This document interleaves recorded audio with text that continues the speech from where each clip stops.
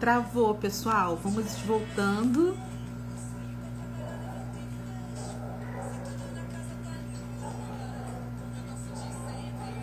Travou. Vamos entrando de novo.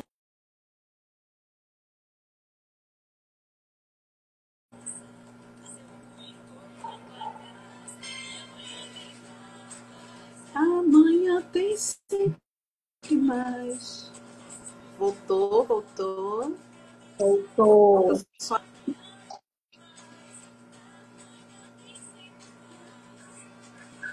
Voltando. Voltou. Acontece. Acontece, ao vivo tudo acontece. Desse jeito. Vamos lá, Ana, podemos dar. Tá me ouvindo? Podemos. Isso, como eu estava terminando de concluir, esse é o maior desafio, Bia, de nós mães atípicas, é estarmos atentas ao comportamento dos nossos filhos, não desistir, porque por mais que pareça algo comum, a gente precisa entender, investigar e sempre buscar a informação daquilo que a gente não só recebe, seu filho tem esse comportamento, não estamos entendendo por que ele não escreve, enfim. A escola acaba sendo o caminho, né? E eu, como mãe, pude também estar aí acompanhando ele, entendendo esse repertório que ele tinha, do comportamento dele, o porquê desse comportamento. Por isso acabei chegando na área que estou hoje como neuropsicopedagoga para ajudar o meu próprio menino. Hoje ele já está com 25 anos de idade, vai fazer 26, bem desenvolvido, para conhecimento de todos, ele suporte 1, já mora sozinho. Então todo esse processo ele vai sendo faseado. Quando mais novo, eu precisei entender, eu precisei abrir coisas para estar do lado dele, e eu sei que isso é o que nós fazemos, mas a cada momento que foi construindo, até chegar o dia que ele está hoje, eu sabia que ele poderia alcançar dentro do limite dele. Como morar sozinho? Como cozinhar, por exemplo? Eu deixei ele e ensinei ele a cozinhar com aparelhos eletrônicos, para não usar o fogão e não usar nada que fosse de fogo, porque quando eu percebi, ele ficava desatento, porque além de TEA, o meu tem TDAH e tem altas habilidades. Então ele se perdeu, o gás ficou aceso demais, e ele achou que estava aceso, soltando gás, e eu do lado. Então eu vi que não ia dar certo ensinar pelo caminho comum. Falei, então vamos aprender a cozinhar com as panelas elétricas. Panela de pressão elétrica, panela de arroz elétrica, grill para grelhar as carnes. Então eu fui começando a compor um conjunto de o básico, que era o arroz e o feijão, para ele aprender e se sentir. Porque traz para aquela criança uma estima de eu conseguir. Porque esse também é um desafio. Porque muito das crianças se sentem que não são capazes por causa da dificuldade do meu, e o meu ia muito para o choro, a crise dele, ia para o lado do choro, da melancolia, ele se achava incapaz. Então, a nota que tirava baixa na escola, o professor que reclamava porque ele não estava tendo, mas ele estava buscando fazer de tudo.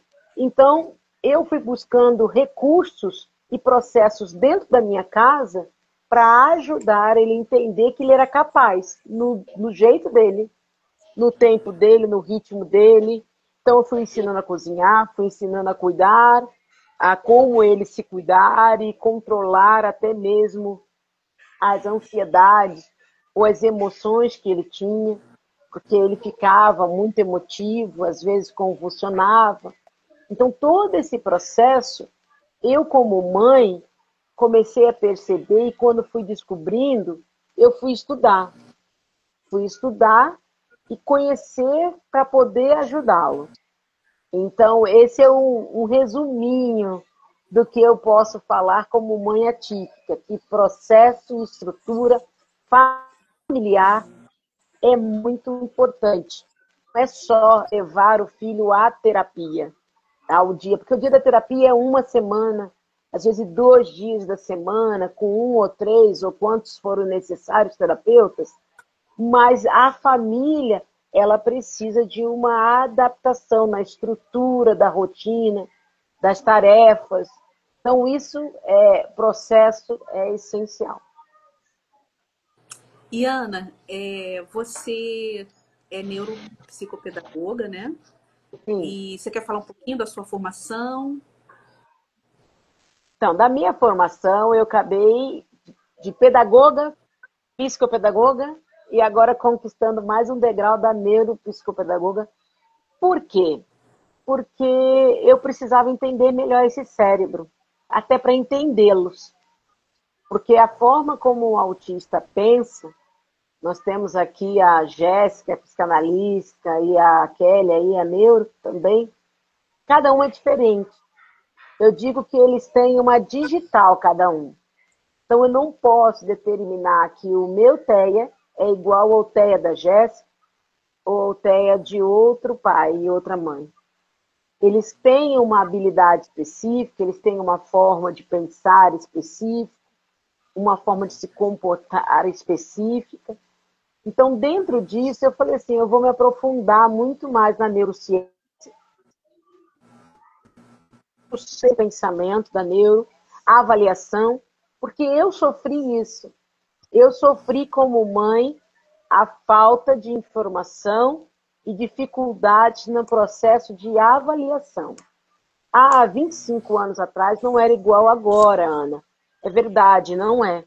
Agora está muito mais explícito a neuroavaliação.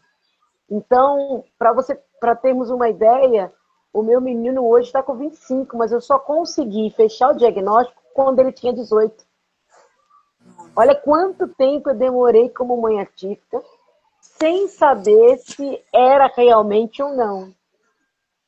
Então, a neuroavaliação, ela hoje é primordial, é essencial, porque vai compreender como está o funcionamento desse cérebro como todo, assim, realmente reafirmar e tirar qualquer dúvida daquele pai e daquela mãe. Porque, às vezes, hoje, principalmente, né, eu arrisco a dizer isso, infelizmente, muitos estão fechando características que pode-se dizer óbvias ou não, de andou na ponta do pé, já é autista. Ficou isolado um pouco, deve ser autista.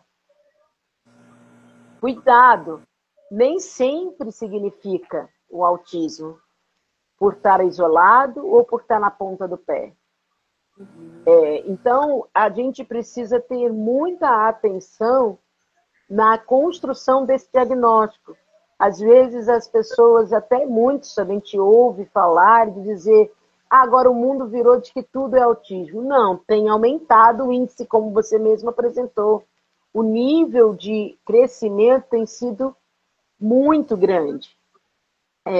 E das mães e das famílias tem cada vez mais expandido mesmo a dificuldade, seja ela financeira, seja ela de relacionamento com o marido, com o casamento. Eu mesma fiz um trabalho específico com 11 famílias que relatou 100% de problema financeiro e de divórcio. Porque as famílias Ana, realmente só acabam vou te mudando. cortar um pouquinho para você não dar um spoiler, que a gente vai falar um pouquinho nesse Eu posso tema. então dar. Então tá bom. Eu vou passar então agora a palavra para a Jéssica, para ela falar um pouquinho dessa experiência dela, né, como mãe atípica, e o que a psicanálise contribuiu, né, para essa nova realidade na vida dela. Família, né? Boa tarde a todos, né? Como mãe atípica, tenho muita gratidão de estar nesse espaço falando, né? Acredito que eu vou falar por muitas, né? De nós, né, Ana Paula, estamos aqui falando por muitas, que realmente não é fácil. né? Começa já pelo diagnóstico, pelo suposto diagnóstico, né? Eu tenho 3 filhos. O do meio, o Caleb, foi quem foi diagnosticado com TDAH também e autismo. E quando surgiu a possibilidade, né, desse diagnóstico, foi um choque muito grande, né? Como mãe, como mulher, a gente pensa assim, e agora? O que que eu vou fazer? Como eu vou fazer? Será que eu vou dar conta? Será que eu vou conseguir cuidar? Será que eu vou conseguir educar? E a gente sabe que a gente não é para sempre, né? E a gente pensa logo lá na frente. E quando eu faltar, será que ele vai conseguir, né, se manter sozinho? Será que ele vai conseguir sobreviver nesse mundo sem a gente? Essa era uma das maiores preocupações. Então, quando eu recebi, né, o suposto diagnóstico, que na verdade não foi eu que observei, eu tinha o pensamento limitante de que cada criança tem o seu tempo. E não é bem assim. Não é dessa forma, né? Existe uma estatística onde existe o tempo certo para que cada criança esteja, né, fazendo ou desenvolvendo as habilidades. Então, por eu ter esse pensamento na época de que cada criança tem o seu tempo, eu não percebi os sinais, né? Então, o Caleb, ele não falava, já teve o atraso na fala, né? Diferente já do filho da Ana Paula. O Caleb já teve atraso na fala, ele já tinha quase 3 anos. Ele mal falava mamãe e papai. Ele era muito agitado, muito imperativo, né? Aí já entra outro pensamento limitante também que eu acreditava, né? Quando você tem o primeiro filho que é muito calmo e tranquilo, o segundo ele bem agitado. Então, né, ali se confirmou esse ditado que o povo fala. Então, deve ser isso aí, né? E aí eu não percebi os sinais. Então, teve uma situação, né, que aconteceu na casa de uma amiga minha, aonde ela, que já tinha trabalhado na área da saúde, teve esse olhar atencioso e percebeu os sinais, né, as brincadeiras de empilhar, de colocar enfileirado as coisas, de colocar um por cima do outro, de separar por cores, tudo isso. E eu achava que era uma maneira dele brincar. Eu não tinha esse conhecimento, esse olhar, né? E quando ela teve todo o cuidado de falar, eu levei um choque, claro. Mas vem aí uma situação que todas nós mães, quando nos deparamos com o suposto diagnóstico, nós pensamos: aceitar ou não as evidências, né? Aceitar não quer dizer que você vai aceitar uma deficiência no seu filho. Não, mas aceitar que ele vai precisar de ajuda específicas a partir dali.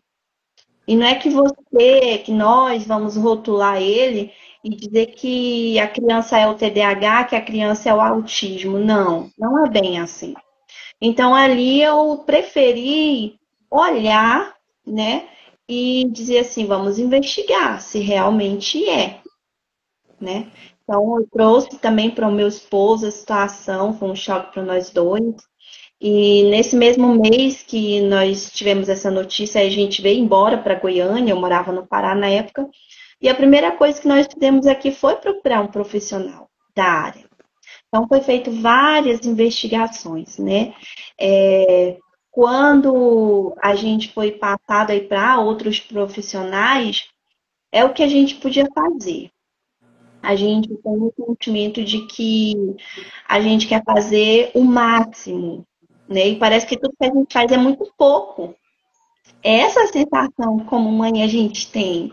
Parece que tudo que a gente faz é muito pouco. E aí a gente correu atrás do neuro, a gente correu atrás de psicólogo, fez vários exames de audição e vamos descobrir o motivo da fala, né? Tá atrasada, o porquê não falava, o porquê não obedecia. Ele tinha essa falta de que a gente no início fala que é falta de obediência, né? Você olhar, você trazer a criança para olhar para você e você explica, olha, não pode fazer isso, não pode mexer em tal coisa, não vá lá e não mexa. E era a mesma coisa que nada. Então, terminava de falar, ele ia lá e fazia, né? E aí uma coisa que também pesou muito, né, como mãe de uma criança assim, foi a falta de entendimento das outras pessoas também, devido à imperatividade. Caleb, ele é bem imperativo desde quando nasceu. Ele já não parava as perninhas, ele já tinha os sinais ali, né, da imperatividade. E isso foi um fator que foi bem pesado para mim, para o meu esposo também, porque é difícil você estar na igreja, um lugar onde precisa estar tranquilo, e uma criança agitada, ela tira a atenção, ela realmente tira.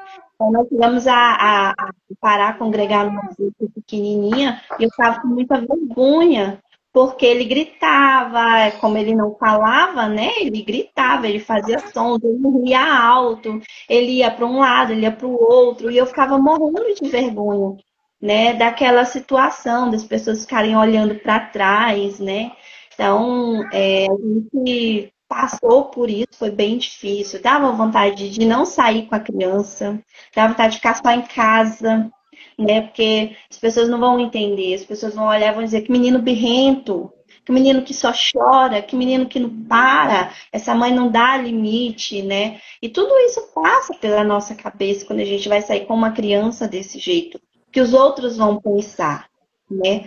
E, então a gente foi buscando isso, fomos acolhidos, né? A diferença, né, Ana, de quando você buscou entender o seu filho para hoje, né?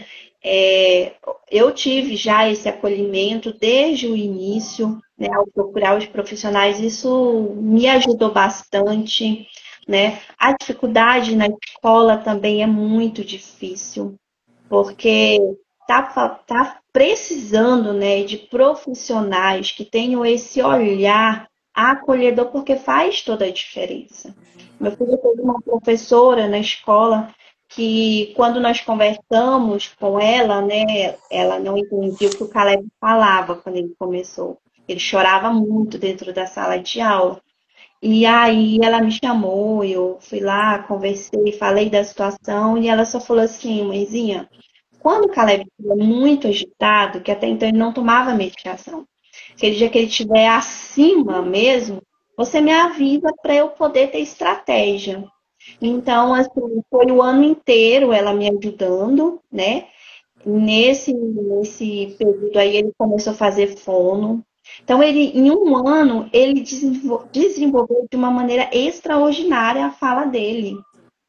Ele já começou a ficar mais calmo. Então, o acolhimento às mães que têm uma criança atípica, uma criança com necessidade especial, faz toda a diferença. Faz toda a diferença, né? E eu fui para o lado da psicanálise justamente também por isso, para poder entender o Caleb, poder entender a mim e poder saber lidar com essa situação, né? Trazer essa informação para minha família, para saber como lidar. E aí eu já tenho uma cunhada que está cursando psicologia, né? E aí depois eu comecei na psicanálise, então todos nós começamos a nos ajudar, né, trazendo esse conhecimento. Então, com a psicanálise, que a gente consegue interpretar a fala, né, como foi colocado pela Ana Paula, o autista ele tem uma forma de interagir, de falar diferente.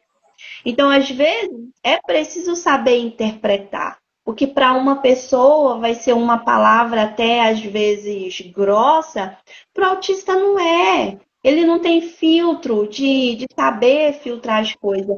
Ele vai e fala que o que ele está sentindo na hora.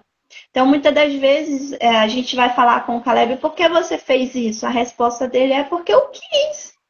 Aparentemente, né, a gente entende que é uma má resposta, mas ele não sabe trazer a explicação clara. Ah, eu senti vontade de fazer, eu pensei e aí fiquei imaginando e não consegui resistir à vontade de fazer. Ele não consegue expressar dessa forma, A melhor forma dele expressar é o quê? Eu quis. Então, a gente, com o olhar, né, através da psicanálise, que é interpretar a fala, ouvir, saber interpretar sinais, palavras-chave, a gente consegue entender o que a criança está querendo falar. A gente consegue entender os sinais que ela está passando. Se ela está tendo uma crise de birra, se ela está tendo uma crise ali de desestruturação emocional, se aquele comportamento dela é normal ou não. Então, a gente consegue interpretar, né? A partir daí, quando a gente tem um conhecimento. O autoconhecimento, ele é fundamental nessa parte. Porque a gente, como mãe normal, a gente se estressa. Se estressa pela agitação, porque a gente quer sentar e ficar comportado, e a criança não para, e aí vai para um lado, vai para o outro, você fala, fica quieta, a criança não fica. E eu dou esse olhar, né? Como eu aprendi a ouvir muito, então eu dou essa liberdade para os meus filhos, principalmente para o Caleb. Então eu não costumo falar o tempo inteiro, cala a boca, fica calado. Não. É tanto que hoje eu tenho a dificuldade de fazer com que eles saibam o horário que eles têm que falar. Que não importa se a gente está conversando, ele chega, mamãe, mamãe, né? Porque eu não corto, né? Não poldo eles nessa parte, mas eu permito que eles se expressem, né? E o Caleb, hoje ele já consegue expressar e dizer assim, eu não estou me sentindo bem, eu não estou de forma confortável aqui. Ele já consegue expressar isso. Então, assim, devido a essa liberdade na fala, né? O ouvir, e ele consegue ter essa liberdade de dizer o que ele está sentindo. Então, foi uma evolução muito grande de estar em casa, pais, tia, profissionais também, professores. Tive muitos professores que chamaram ele de birrento, sem limites, porque era filho único, mas também tive ótimas professoras, inclusive a desse ano também, está numa escola em que eu fui super acolhida. Gente, isso faz toda a diferença. Toda a diferença. Jéssica, obrigada pelo seu depoimento aí, pela sua fala, tá bom, querida? Agora eu queria pedir para Kelly, para ela falar um pouquinho, trazer esse olhar da neuropsicologia, né, sobre as mães atípicas. O que você pode compartilhar com a gente? Então, trazendo esse olhar da neuropsicologia, principalmente assim voltados para a mãe atípica, né? Porque na outra live a gente falou muito sobre o olhar para a criança, sobre a neuroavaliação, mas falando especificamente nessa visão da mãe, como que fica a mãe nessa história? Né? Então, na neuropsicologia, a gente tenta entender como é que está o aspecto cognitivo, emocional e social dessas mães, né? Então, na cognição, por exemplo, né, nesse quesito, as mães atípicas, elas vivenciam uma sobrecarga emocional muito intensa. Então, alguns estudos, eles já apontam que isso pode afetar diretamente as funções executivas como a atenção, a memória e até mesmo a regulação emocional dessas mães. Então, é muito importante a gente estar ali de olho, né? Ter esse olhar voltado para a mãe também, principalmente. Falando das mães, é claro, porque estamos no mês das mães, mas também temos que olhar para os pais, para os cuidadores, né? Todas aquelas pessoas que estão ali na rede de apoio da criança. E além disso, todo esse estresse crônico que as mães acabam enfrentando, eles envolvem um contexto onde estão diretamente ligados a alterações no córtex frontal e também no sistema límbico do cérebro, né? Falando um pouquinho mais a fundo da neuropsicologia, que são ali áreas que afetam diretamente o humor, a tomada de decisão, a empatia, né, o olhar empático dessas mães. E isso pode ocasionar um risco maior dessas mães a terem depressão, ansiedade e até mesmo um burnout parental. Burnout parental, né? O burnout que é aquilo que a gente está ouvindo aí muito mais hoje em dia do que a gente ouvia antigamente. E o burnout a gente tem costume de falar quando se trata de trabalho.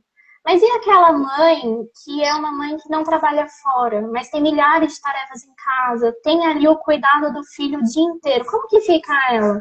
Então, para isso também existe o burnout parental, que é essa exaustão mental, essa exaustão emocional de estar ali dedicando uma vida inteira para o seu filho. Né? Então, isso também exige uma atenção, isso também exige um cuidado. Essas mães também estão propensas a desenvolver. E até porque, quando essas mães elas desenvolvem isso, elas passam por todos esses processos, 3 desses processos muito importantes que eu coloquei aqui para a gente discutir, que é principalmente o processo começa ali com um luto simbólico.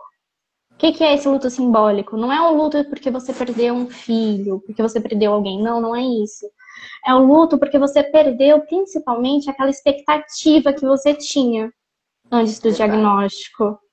Né? Você tinha ali uma expectativa de como seu filho seria, de como seria a sua vida. E quando vem o diagnóstico, vem junto com um impacto tão forte que já é luto de pensar, nossa, mas e agora? Não vai ser do jeito que eu planejei, não vai ser do jeito que eu esperava que fosse.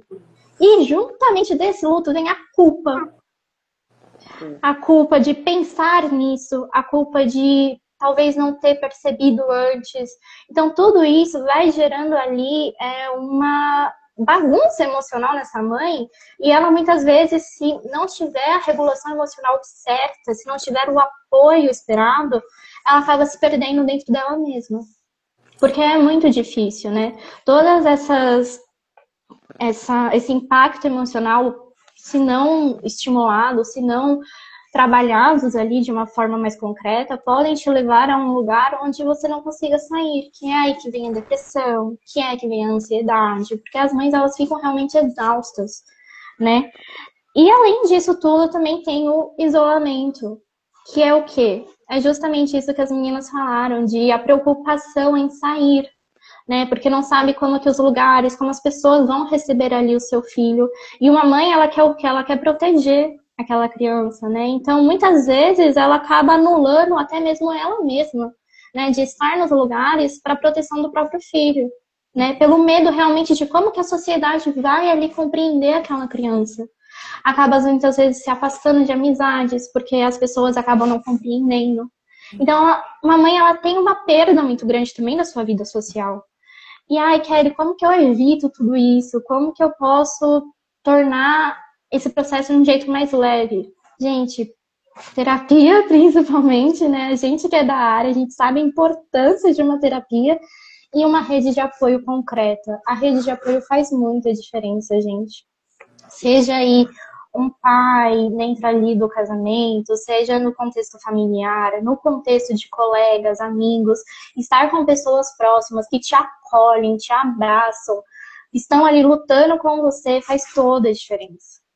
E aí, aproveitando um pouquinho que para voltar para o meu lado mais psicóloga, né? Porque antes de estar ali na minha formação de neuropsicóloga, né, na minha especialização, eu sou psicóloga também, antes de tudo, e eu atuo na minha área como fenomenologia. E eu queria trazer para vocês esse olhar da terapia fenomenológica, que é um olhar que a gente atua mais com o humanismo. Então dá até uma sugestão para essas mães, né, de trazer uma terapia um pouco mais humanizada, de olhar, de escutar, de acolher principalmente. Então na fenomenologia a gente atua sempre buscando entender como que é o contexto daquela pessoa e dar sentido à vivência dela, né? Então, ter uma escuta que seja empática, né? Uma empatia autêntica faz toda a diferença, né? Porque na fenomenologia a gente está ali aberta à compreensão, sem julgamentos, sem olhar o paciente daquela forma como se fôssemos consertá-lo. Não, jamais. A gente está ali buscando atenção na batalha atual daquele paciente e sim, principalmente não nos colocamos no lugar de que o terapeuta é aquele que sabe mais. Não, a gente está ali na caminhada com o paciente, né, junto com ele, fazendo ele entender e compreender melhor a sua vivência, abrindo as portas realmente para esse autoconhecimento, né, dessas mães principalmente, né, que é o nosso tema aqui de hoje, e que é uma sugestão aí que fica, né, para as mães buscarem aí uma terapia um pouquinho mais humanizada, para que elas se sintam acolhidas, que elas se sintam num lugar seguro para se abrirem, colocar ali todos os seus medos, todas as suas inseguranças, falar abertamente sobre, porque falar a gente é muito importante. Quando a gente coloca para fora, parece que vem um alívio, assim, sabe? Ter alguém ali para te ouvir, para te acolher, né, para te dar um conselho. Então, fica aí a dica, porque é muito importante, ameniza, torna o processo um pouquinho mais leve, sim. Tá ótimo, Kelly. Obrigada aí pela sua palavra. Imagina. Meninas e meninos que estão na live, agora eu queria falar um pouquinho, né, sobre o olhar da psicanálise, sobre esse mito da mãe perfeita, né? E eu quero dizer para vocês que a mãe perfeita não existe, né? As mães vivem numa enorme pressão, né? São terapias, consultas, escola, crises, noites sem dormir. E no meio disso tudo, muitas vezes, vocês começam a achar que deviam dar conta de tudo. Sempre sorrindo, sempre calmas, sempre acertando. Mas eu quero dizer para vocês que isso não é verdade. Isso não é possível e nem necessário. Na psicanálise, a gente fala muito da ideia da mãe suficientemente boa. Esse termo foi criado pelo psicanalista Winnicott. Quer dizer exatamente isso. Você não precisa ser perfeita para ser boa o bastante. A mãe suficientemente boa não é que resolve tudo, não é que evita todas as dores do filho, mas é que está ali, presente, disponível, tentando e aprendendo junto. Nós sabemos que na maternidade atípica a carga ela é pesada, né? E justamente por isso, você, mãezinha, não precisa acumular os papéis de terapeuta, professora, médica, cuidadora. Você pode pedir ajuda, pode dizer que não sabe, pode ter dias ruins, e mesmo assim você continua sendo mãe. Na verdade, seus filhos crescem também nos momentos em que as coisas não saem como planejado. Eles aprendem com as frustrações, com os ajustes, com a imperfeição do dia a dia.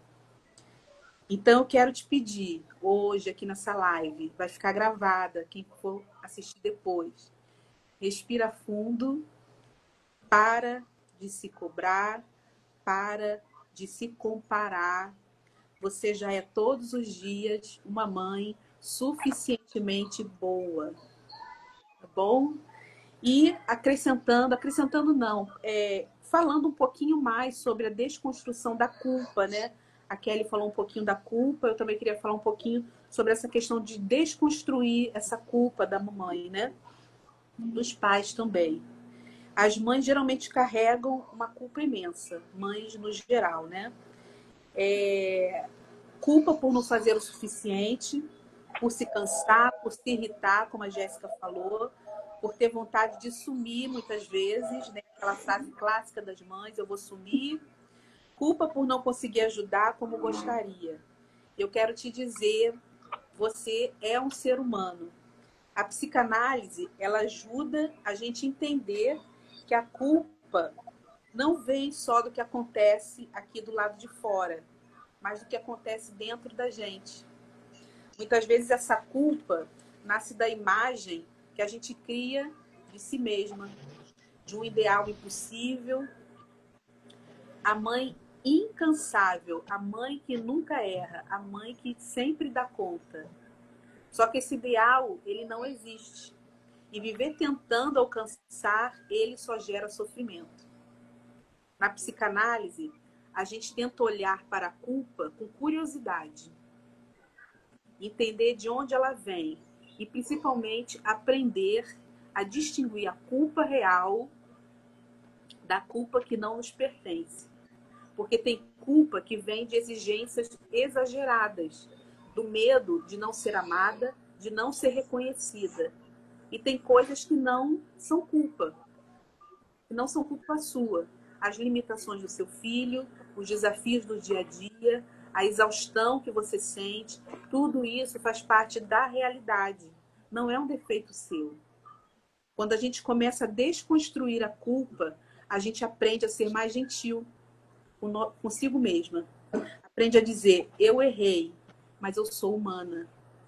aprende a pedir ajuda, mais uma vez, frisando aqui em pedir ajuda, aprende a perceber que não dá para controlar tudo. Então, hoje eu convido as mamães que estão aqui assistindo a fazer um exercício, respirar fundo e se perguntar com carinho: essa culpa que eu carrego, ela é minha? Ou ela vem de uma expectativa impossível que eu me coloquei? Fica essa reflexão para você, mamãe, para você, papai atípico, que está aqui nos assistindo, tá bom? E frisando também o que a Kelly falou. Procure terapia, procure. Nós vamos estar aí oferecendo para vocês uma roda de conversa, né, para as mamães atípicas. Procurem sempre ter uma rede de apoio, por mais difícil que seja, né? Peça ajuda, tá bom? E agora eu queria abrir aqui um outro tema também que é muito importante, né? Com relação, perguntar para a Ana e para a Jéssica, suas mamães atípicas, com relação como ficou o casamento de vocês, né?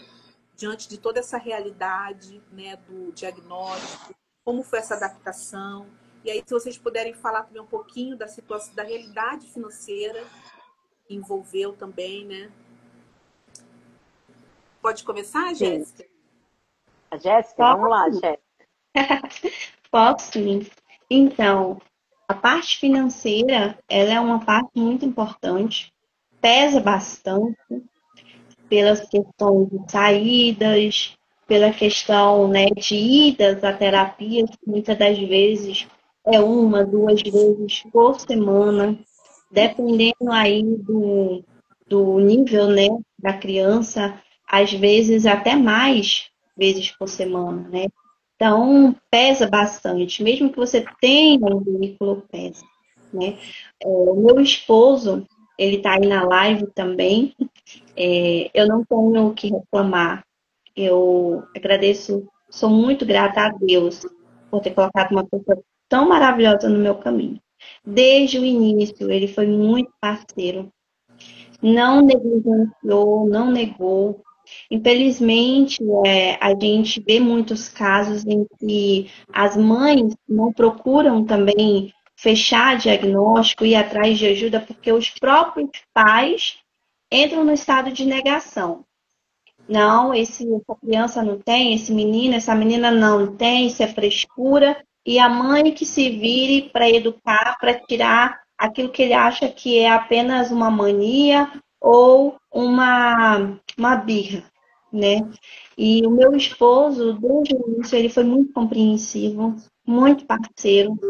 Isso é muito importante, foi muito importante para mim, né?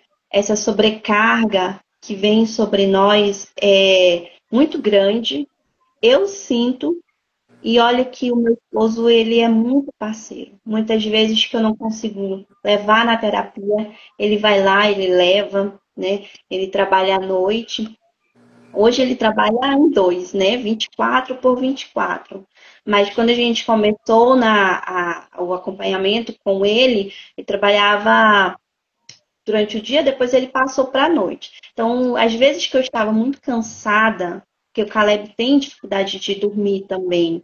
E aí, quando ele ia dormir muito tarde, ou até na hora de dormir, é uns 30, 40 minutos para frente para ele poder conseguir dormir. Porque ele quer conversar, e ele conversa, conversa, então até a adrenalina diminuir, mesmo com a medicação, para ele poder pegar no sono. Eu tô cansada do dia, eu tô exausta. Eu, como uma adulta, né, minha cabeça só quer, assim, fechar o olho e dormir.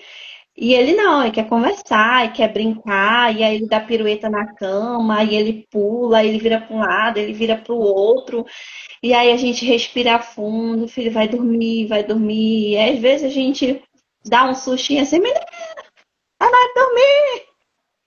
Mas, assim, quando eu estava muito cansada, às vezes ele chegava do trabalho e ele ia com ele para terapia ou para o retorno com o neuro.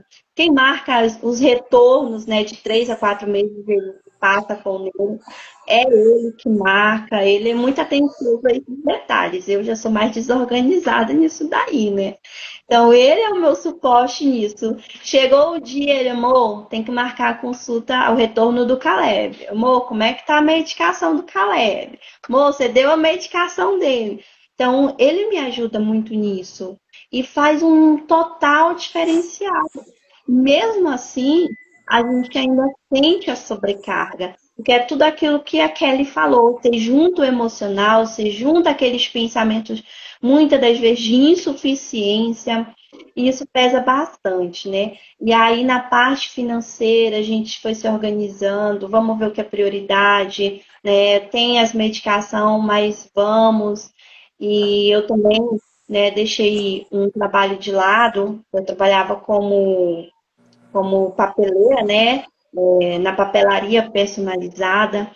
E decidi também deixar de lado, porque era muita coisa e ele precisa de atenção também. Então, tem as idas, tem as saídas, muitas das vezes ele está bem agitado, e aí ele fala assim: mamãe, vamos na praça, por favor, vamos na praça, vamos na praça. E a gente já entende que ele está dizendo assim: eu estou com muita energia, eu preciso, né, botar isso para fora. Então, assim, a gente se organiza, às vezes meu esposo está muito cansado, mas vamos lá na praça. Então, a gente se equilibrou, se completou, se compreendeu, né, nessa questão financeira, sempre falando, amor, tá aqui o dinheiro da passagem, sempre priorizando essas coisas. Ele não pode faltar a terapia, ele não pode faltar com a medicação. Já teve muitas vezes de faltar por questões financeiras, sim, muitas das vezes. Mas sempre nos esforçando, tá aqui. Vamos, não vamos deixar faltar. E ele, nessa parte, muito parceiro, muito acolhedor. Então, isso faz uma total diferença na vida de uma mulher. Faz uma total diferença, né? Até mesmo quando veio o papel, né, do TEA, e eu entrei no estado, quando a Kelly falou, né, o estado de luto ali, foi a palavra que veio no início, quando eu falei do diagnóstico, mas eu preferi não falar, né, porque às vezes parece difícil para quem ouvir. Nossa, uma mãe com filho vivo tem um sentimento de luto, né, mas não é esse luto, mas justamente, né, esse sentimento de não conseguir, parece que não vai dar conta, né. Então, assim, quando veio os papéis, eu fiquei, acho que uma semana mais ou menos, ou um pouco mais, aérea pensando. E aí meu esposo já falou assim, não, vamos atrás dos direitos dele, né? A gente precisa. Então ele já foi lá, tirou a carteirinha de passagem livre, porque o gasto com Uber, devido à distância para as terapias, é muito grande. Então, se a gente tem um acesso, né? Eu não tenho que reclamar de Goiânia das conduções de ônibus. Para mim, assim, eu vim de um lugar onde era bem precário, né? As condições de ônibus. Então, Goiânia para mim é um paraíso. Então, assim, a gente vai de ônibus. Hoje, com a passagem livre, foi o meu esposo aí que correu atrás, foi lá, e eu no meu estado de luto. Eu estava nesse estado, né, que a Kelly falou, nesse estado de luto aí, e pensando, e agora, né? E aí mesmo que eu briguei, né, com meu esposo, que eu falei, você quer rotular ele? Para mim, ele estava colocando um papel de embrulho nele com aquele cordãozinho, né, do TEA, com a septeia dele, que é a identificação. Para mim, ele estava embrulhando ele num papel de TEA para mostrar assim, para o mundo que ele tem, né? E parece que a gente quer esconder, né? Como a Kelly mesmo falou, muito bem dito, a gente quer proteger. Então, parece que se a gente esconder e se ninguém souber, é melhor. Mas não é bem assim, não é dessa forma, né? Então, não dá para a gente esconder do mundo. A preocupação e da gente deixar eles prontos para viver. Isso é uma das coisas que mais pesa em mim. Eu penso muito nisso, né? Dele crescer, dele ter essa independência. Fiquei muito feliz quando eu ouvi a Ana falando, né? Hoje ele mora sozinho. Eu falei, meu Deus, eu creio. Meu Caleb tem 8 anos, mas eu creio que lá na frente ele vai ter suficiência para morar sozinho, para ter uma família também, né? Eu me preocupo com isso, mas eu também não procuro esconder, ele do mundo. Eu não procuro colocar ele para não sofrer, né? Às vezes ele precisa ter certos impactos para ele entender. Então, na escola, quando dizem assim, mãezinha, eu estou trabalhando com o Caleb, para ele não sair da sala, por mais que ele fique agitado pela ansiedade que ele tem. Tá tudo bem, para mim tá ótimo, ainda que muitas das vezes ele tenha assim vamos dizer assim, um susto, né, no comportamento, mas ele vai entendendo, vai aprendendo. Eu permito que ele tenha esses impactos para justamente preparar ele para a vida, né? Sempre estando aqui para acolher. Então, essa sobrecarga de estar, a gente fica em alerta 24 horas em alerta 24 horas, né? Para poder acolher todas as partes, né? Então a gente conversa muito. Graças a Deus, o Caleb ele não tem uma seletividade alimentar extrema, que isso pesa bem mais, bem mais. Antes, conforme ele vai crescendo, a gente vai dando coisas para ele experimentar e até ele mesmo já tem o incentivo próprio, porque eu vou falando, experimenta, vai, se você gosta, só trisca na língua, às vezes ele deixa eu cheirar. Falei, não, você experimenta, não cheira, experimenta. Aí ele experimenta, não gosto. Então, assim, até nisso, né, a questão financeira, ela pesa bastante. Então, você tem que comprar coisas específicas, são coisas assim que nem todo mundo vai comer junto, nem todo mundo vai participar daquilo. Tem coisas que tem que ser só para ele. Então, dentro de um financeiro, para quem tem mais de um filho, isso pesa, sim. Mas é possível com parceria, né, do casal do marido com a mulher, compreensão dessa situação e saber que se os dois ficarem juntos, em união, isso fortalece o filho, isso fortalece a criança, isso fortalece o aprendizado dele e fortalece a família. Hoje nós temos assim, cada vez mais uma base fortalecida da nossa família e orgulho do filho que nós temos. De cada etapa que ele supera é comemorado por nós dois. Né? Então é lamentável, né? Quando não há essa compreensão, é muito lamentável. Mas nós somos essa prova viva de que é possível. Que é possível, né? Que bom. Graças a Deus pela... Seu esposo tá aí só te dando aí nos comentários, sua família também. Tá na live aí, tá a tia, tá a avó, tá o pai. Você tá falando. Obrigada, Jéssica. Agora eu queria passar para Ana. Ela fez um TCC dela, foi sobre esse tema, né? Com relação ao casamento, né? De pessoas que... A família como um todo. A família como um todo. Pode falar, Ana. Porque é importante. O que eu falo? Por isso que eu comecei iniciando falando sobre o processo. Porque a minha experiência de vida trouxe isso. O meu esposo sempre junto, e ele é dessa área de processo de estrutura. Então, como eu disse, eu demorei a ter o diagnóstico, eu tinha as minhas hipóteses, as minhas suspeitas, e as dificuldades de aprendizagem que aconteciam e a escola falando comigo. Só que como pedagoga que eu já era, da educação que eu já era, eu, ao ingressar, eu junto com meu esposo, falei, nós precisamos modificar a rotina da nossa casa. Vamos estruturar, vamos botar a rotina aqui melhor, horário nas tarefas, não só do meu filho na época, mas nossa, porque a gente sabia que precisava acompanhá-lo. E como eu sabia que poderia, eu só já levantava uma hipótese de que poderia ser algo, eu falei, eu acredito na neuroplasticidade. Eu já lia muito, como eu disse, já estudava muito. Eu falei assim, eu não sei o que ele possa ter, que ainda não fecharam o diagnóstico. Mas uma coisa eu sei, que a neuroplasticidade existe e no Deus que eu acredito. Então eu comecei a criar rotinas que desenvolvessem também estímulos. Então meu marido e eu fomos criando e planejando a estrutura do nosso filho. Então processo e estrutura é tudo. que aí eu botava na natação, nos esportes, atividades de movimento corporal. Então ele fez muitas lutas marciais, tudo que ele gostava, futebol, nós fomos fazendo. O hiperfoco, desde 4, 5 aninhos, ele já tinha uma bateria e ele já saía tocando na bateria, porque ele gostava de ouvir música, cantar e falar. Ele era conhecido como parado, ele queria estar, e eu não sabia que era o hiperfoco dele, a música e tudo que estava com ele. Então eu ingressei ele em escola, em coisas de música, de banda.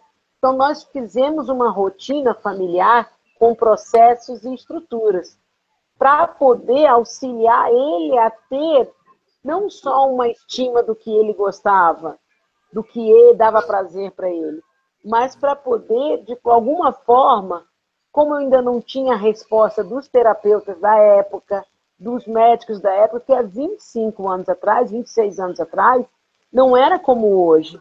Tinha muita dificuldade de realmente ter algum especialista na área, entendedor. Então, o nosso processo, eu falo que hoje a minha casa ainda é um local terapêutico. E por isso que eu fui para a terapia estudar, entender disso. Como encontrei dificuldade, eu fui estudar. Fui conhecer e criei o meu campo terapêutico dentro da minha casa, da minha família. Eu reestruturei. Como eu dei o exemplo da comida, como eu dei o exemplo de morar sozinho. Morar sozinho, morou sozinho, mas em que cidade? Como? Era uma cidade mais calma, era interior, eu sabia como poderia ele se comportar, eu preparei ele para esse objetivo, então a gente foi construindo isso passo a passo, eu e meu esposo sempre planejando no que ele podia fazer ou não fazer, ensinando mesmo, quer morar sozinho? Então me ensina como cuidar de uma casa, como cozinhar, como cuidar do seu pequeno quarto. E hoje, infelizmente, muitas vezes deixam as crianças soltas, abrindo aqui um parêntese para as telas, que realmente fazem a criança ficar num mundo só das telas e esquecendo das regras, dos limites, das responsabilidades. Então, a gente parecia um quartel-general. Muitos diziam isso para a gente. Mas é porque eu estava colocando regras e limites. Hoje ele diz assim para mim: mãe, você esqueceu da educação que você me deu? Mãe, mãe, você esqueceu da educação que você me deu? E às vezes a gente conversa muito sobre o assunto, com as lives então que a gente tem feito, e ele fala assim: mãe, eu falar dos pacientes, ou vejo outros exemplos que ele passou a seguir depois dos 18, a ele também entender melhor o que era esse mundo autista, né? Essa amplitude do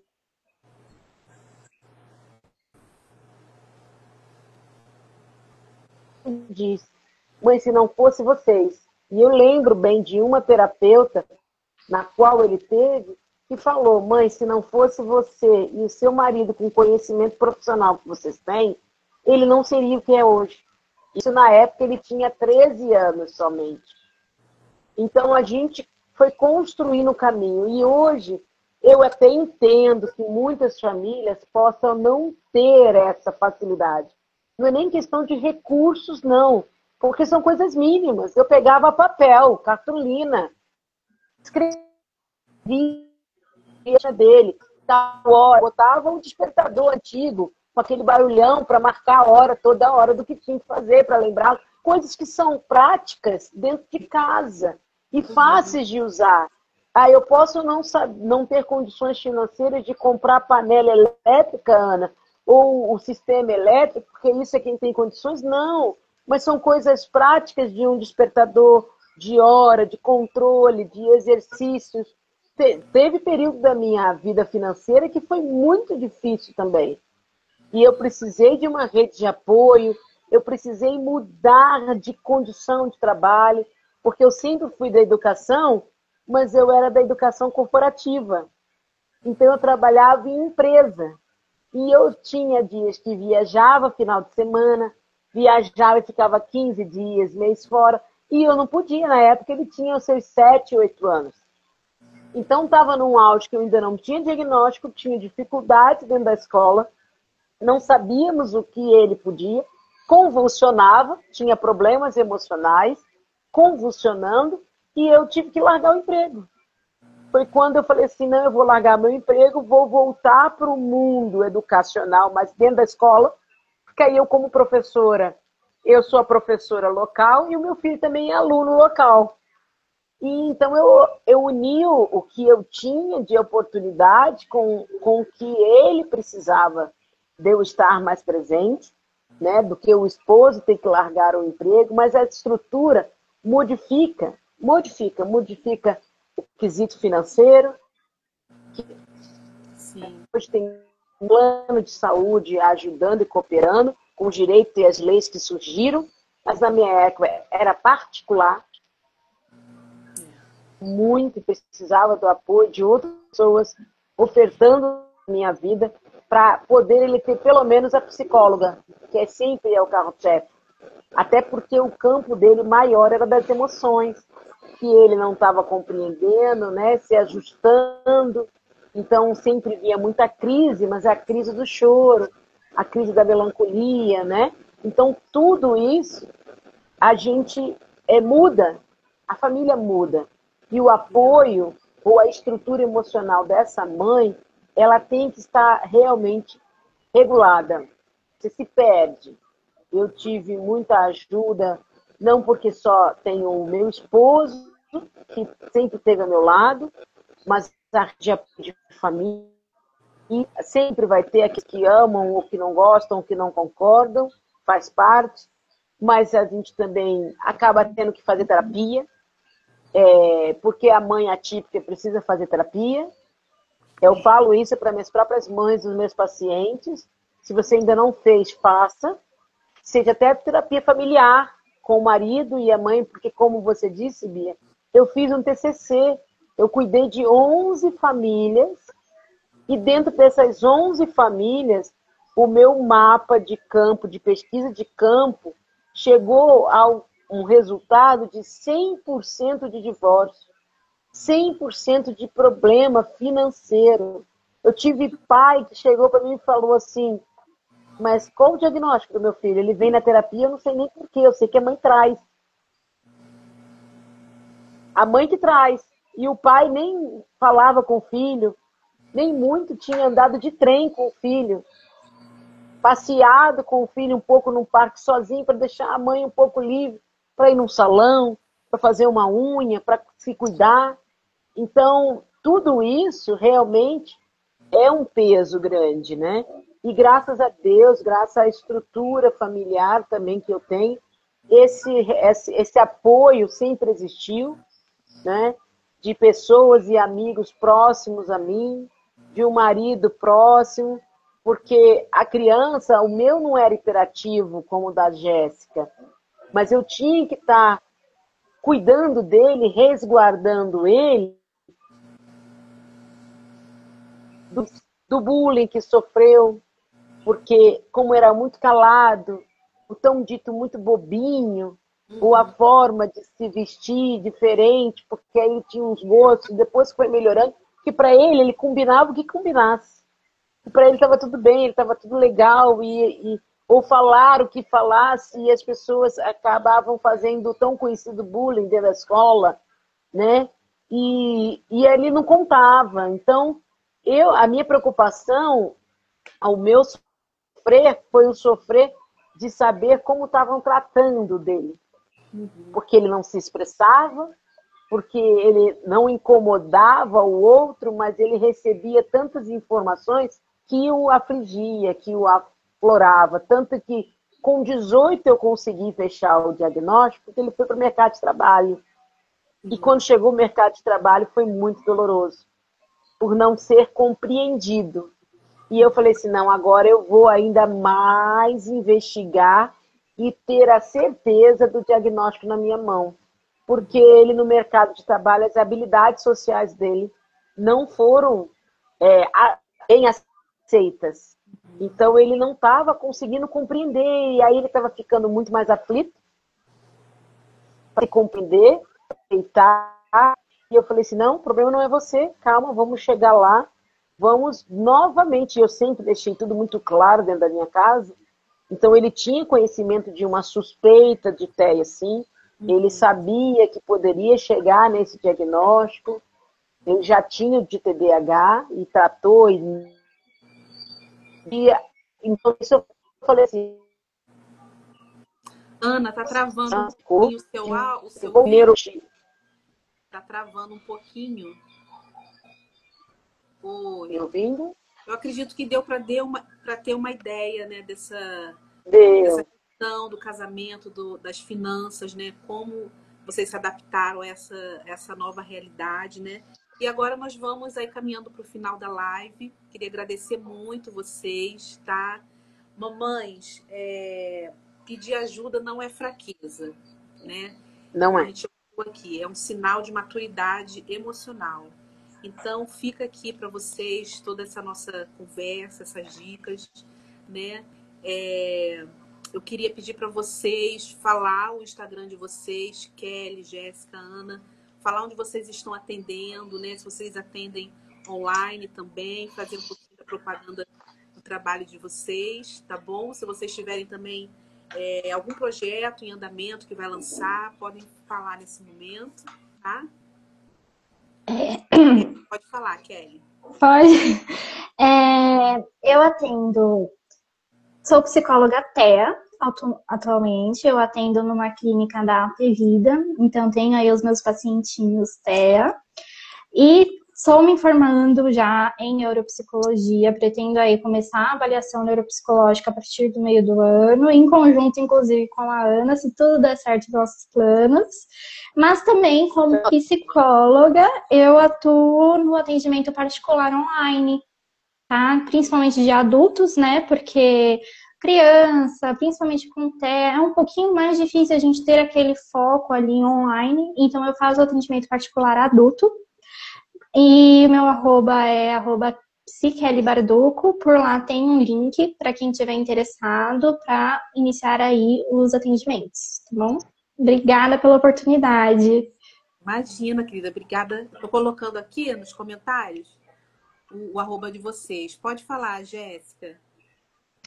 Eu quero agradecer, né, esse espaço aqui de poder falar. Foi uma experiência muito boa. E, por enquanto, eu atendo somente online também, né? O meu Instagram, a Bianca vai colocar aí, Jéssica Aline Psicanalista, né? Ponto psicanalista. Trabalho com sessões individuais, pacotes também, né? Vou estar montando, apresentando um projeto mês que vem, esse mês, né? Nós já estamos em maio. Esse mês vou estar ministrando na Igreja Esperança, aqui em Goiânia, né? Tem um cartazinho lá no meu Instagram. Vai ser um evento de mulheres, vou estar lá ministrando. Também vou lançar um projeto lá, que é terapia em grupo para mulheres, onde vou estar organizando aí. E para um grupo de mulheres que precisam, porém não tem condições financeiras, né, de pagar um pacote, de pagar uma sessão, né, o valor total de uma sessão. Então, eu vou estar abrindo esse espaço, né, para terapia em grupo com mulheres. Esse mês eu vou estar lançando no dia desse evento, né, eu creio que vai ser bênção. E para quem tiver interesse, é só chamar aí mesmo no Instagram e a gente está disponível aí para abraçar você. Obrigada, Jéssica. Pode falar, Ana.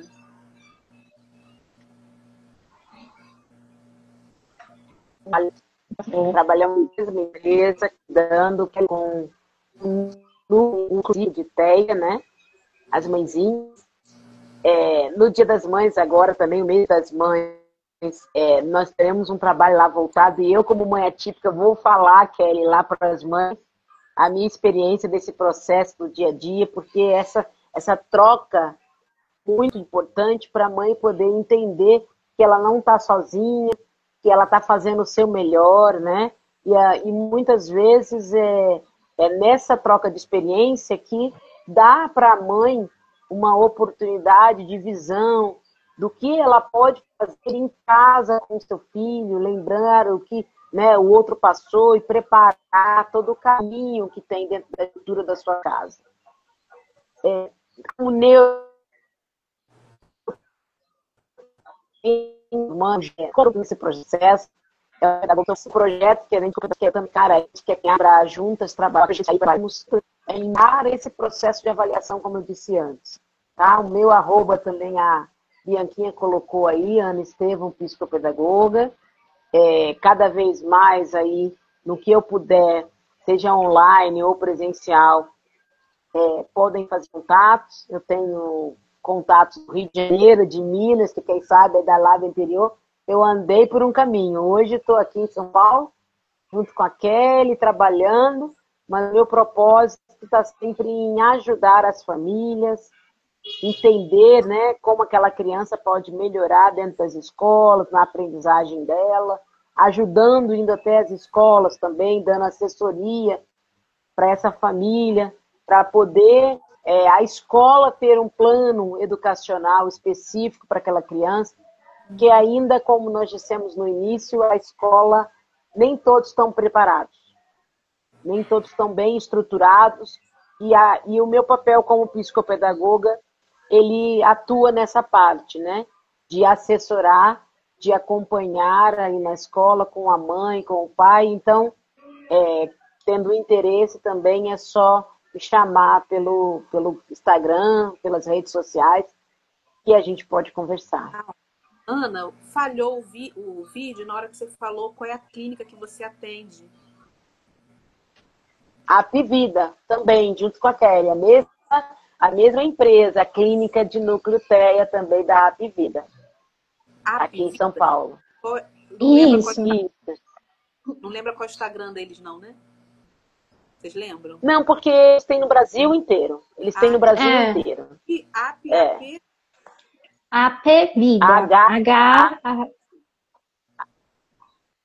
Pode falar, Kelly.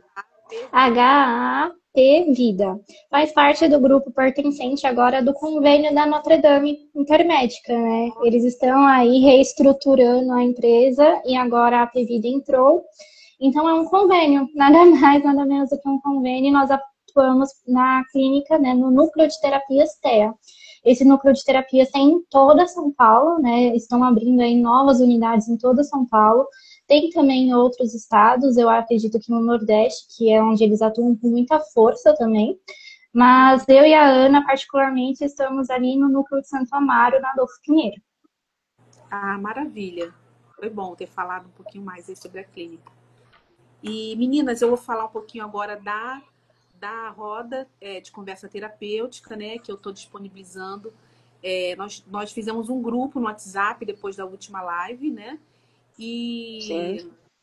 eu estou disponibilizando aí quinzenalmente, né, a partir de sábado agora, 8 horas da manhã, uma roda de conversa terapêutica para as mãezinhas atípicas, tá? Esse espaço de acolhimento, onde eu vou estar ali como psicanalista clínica, né? E vocês, mamãe que está aqui, você que conhece alguma mamãe, eu vou deixar aqui no próximo story, vou colocar o link da inscrição, é totalmente gratuito, tá? E você pode ali clicar ali no link, ou você encaminha para uma mamãe que você conheça, né? Para estar se inscrevendo. E nós vamos ficando por aqui. Agradeço de coração pela participação de vocês, por terem aceitado esse convite, né? E que essa bandeira que a gente pôde levantar aqui nessa tarde, né?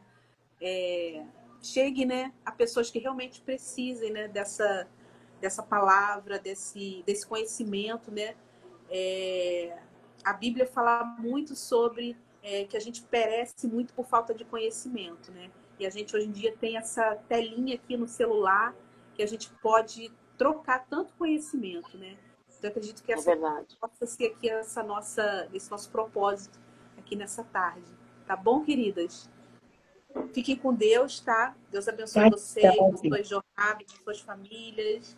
Tá bom, queridas? Um beijo, fiquem com Deus. Um beijo, tchau, tchau. Um beijo. Obrigada, pessoal, por estarem aqui até essa hora, tá bom? Até a próxima live. Ficamos atentos até a próxima live. Vamos fazer uma foto, gente? Esqueci. Vamos fazer uma foto nós? Vamos lá. Deixa eu tirar aqui os comentários, ver se eu consigo.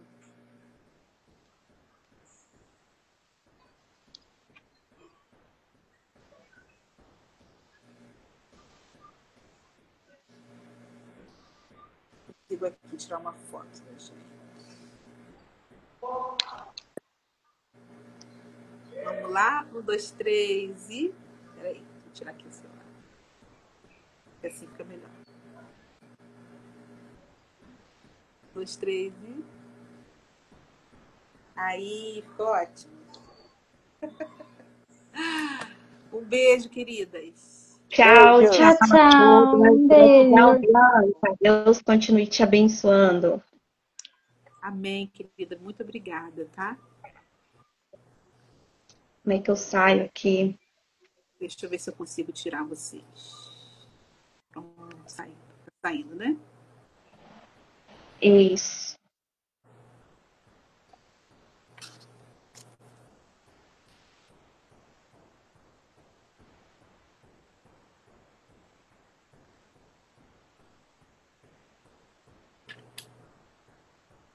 Marias hoje recebe Mariana Valadão, maravilhosa.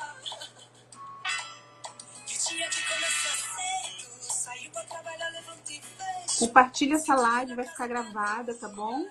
Se você puder compartilhar, agradeço de coração. Minha motivação também é essa, mas eu amo e correndo atrás. Amanhã tem mais, amanhã tem sempre mais. Não preciso me preocupar, o meu Deus já está.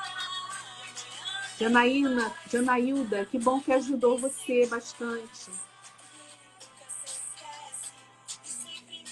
Ah, a Kelly e a Ana estão te ajudando, né? Maravilha.